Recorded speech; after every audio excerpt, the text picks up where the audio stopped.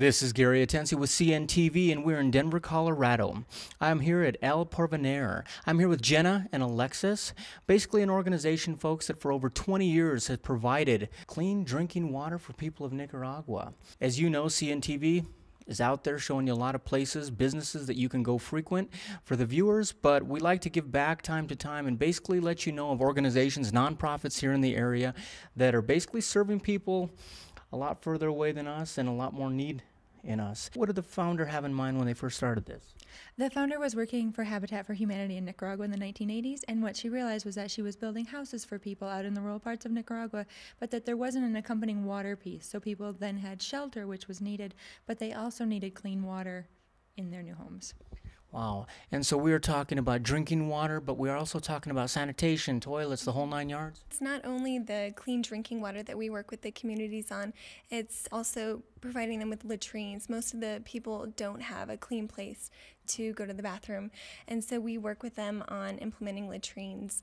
We do health and hygiene education courses for the community so they know how to take care of the latrine, how to clean it, how to wash their hands. Many of them have grown up since childhood and never learned that they need to wash their hands after they go to the bathroom and before they eat, and so we have education courses that teach them how to do that. Okay, and then there's also a reforestation piece to the water projects, because what's happened, there's been so much deforestation in Nicaragua. In the last 50 years, they've lost 49% of the forest cover, that the ground has gotten really big, so when it rains, the water just runs off rather than going back into the aquifer that the Village Water Project depends on. So reforestation is a really important part of the puzzle as well. Absolutely. Jen, obviously, we are taking care of a very vital need here, which is water. But once the water need is taken care of, it's got to impact the entire society there. I mean, not only economically, but everything else. Tell me about that. We have wonderful stories about where we've worked with the community on water and sanitation, and it's allowed the children. There's one girl in a village called Casas Viejas named Rosa, who was able to go to school, get an education, and then she became a teacher in her village and is helping other kids. So what happens is when you have water and sanitation, the villagers achieve health, and when you're not spending lots of money on medicines, then there's money to pay for the education piece, and there's also time when you're not going back and forth to get water, so the kids can get an education, and then it helps people achieve the economy, so they're breaking out of the cycle of poverty. So it really transforms a village completely when you help with those basic parts of water and sanitation. Absolutely. We're talking about self-help water education for these people. Tell me, when you go in and teach this, are these courses that are taught one-on-one?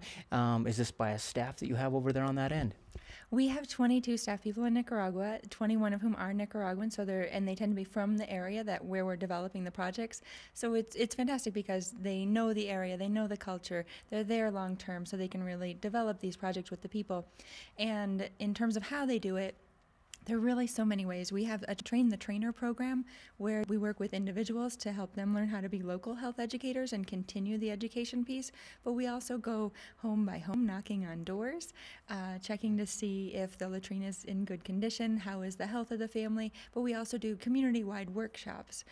So it's really all aspects. It's one by one. It's community-based. And so we're talking about something not the most glamorous work out there, but extremely vital to the people there. Yeah, absolutely. And, for fundraising-wise, it's a little interesting to raise money for latrines because it's something that a lot of people don't like to talk about necessarily, but it's really important. There were 2.6 billion people who need sanitation globally, and what they're expecting to see happen is that when that time period ends in 2015, it'll actually be 2.7 billion who need sanitation. The population is growing so much, and the infrastructure that's being built in terms of sanitation infrastructure is not keeping pace with population growth. It's the hardest piece.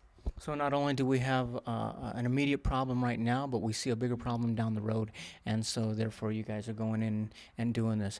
Well, folks, you can pretty much see the topic there. You can also see how vital water is, and something we take for granted over here, and it is very, very important to the people over there as well as people here. So we've seen what we've got. How do people get involved? What have you got out there? Obviously, they can go to the website. By the way, the website is at the bottom of the screen right there, and so you can do a pull down right there, and it'll show you right there all the different partners they've partnered up with as well as their projects they've got going. But tell me a couple in general.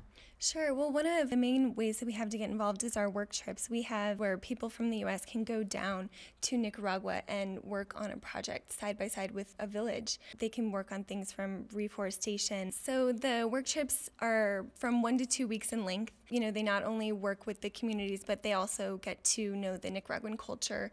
We have tour guides down there that show them Nicaragua, and you get a little tour of different parts of the country. We really want them to get to know Nicaragua and the people and the work that we're doing down there. Wonderful. And so people can get involved, obviously, by going down, volunteering, and what I would say getting down and dirty and actually finding out what it's all about. On a simpler way, what can they do here locally? We have a dinner October 1st here in Denver, so they would certainly be welcome to come here to our office and have a beans and rice dinner, a simple dinner. And other than that, you know, they're always welcome to come by and talk with us, learn more about the program, check out our website, and learn about how simple our projects are. With the work that we do, you can really do a lot with a little. To plant one tree, it's $1. To help an entire village have a well, it's $2,400, and there's all ranges in between. Oh, wonderful. So we're talking, folks, as little as $2,400, you can actually help an entire village get in place, which is really good when you think about it. Let me ask you also, as far as people getting involved, are they able to run fundraisers out there for you guys? Yeah, absolutely. And Jenna mentioned it a little bit, but that's we have Friends of El Porvenir groups, which are volunteer groups we have across the country, and they will hold a fundraiser dinner. It could be a simple dinner of beans and rice, or we also have volunteers that go to Earth Day fairs and have a table out or celebrate World Water Day. And like I said, their website is right there, but you can also follow them on Facebook as well. They keep you apprised of every little project they got going on out there. They can also, you can stay connected in that way and be able to chat back and forth and see how you can get involved also as well. And as far as your calendar events, you've got a one coming up now, but calendar events, do you guys keep that pretty much posted on the website? The list of work trips is always on the website. Okay, wonderful. And so, I mean, if you're the type that would want to get involved, come down and speak with them. And basically, you might find yourself over there helping out in a real great way, or as simple as making a monetary donation. Quite honestly, online, you can contact them and they need all types of help in that way. We're talking about a staff quite a bit over on that end, but on this end, it's a very skeleton crew that basically puts together a big project and a lot going on. And it's as simple as basically going online and maybe buying some coffee and giving back in that way. Yep, absolutely. Wonderful. Well, this is Gary Atencia with CNTV, and if you don't know, now you know.